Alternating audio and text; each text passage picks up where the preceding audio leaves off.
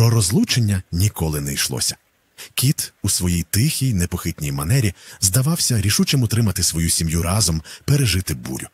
Він зробив свій вибір і мав намір його дотримуватися, але він стояв на лінії розлому, і вранці 9 листопада 2005 року земля під ним розступилася.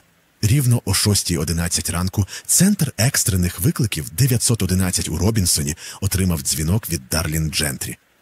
Її голос був дивним коктейлем емоцій, коли вона описувала сцену абсолютного жаху. Вона розповіла диспетчеру, що задні двері їхнього будинку були широко відчинені. Її чоловік Кіт лежав у своєму ліжку, не реагував і був весь у крові. Він ледь дихав. Вона детально описала, як він видавав булькаючі звуки з тривожними рожевими бульбашками піни, що виходили з його рота. З жахливою ясністю вона також зазначила, що деяка зброя Кіта зникла з закритого сейфа. Дарлін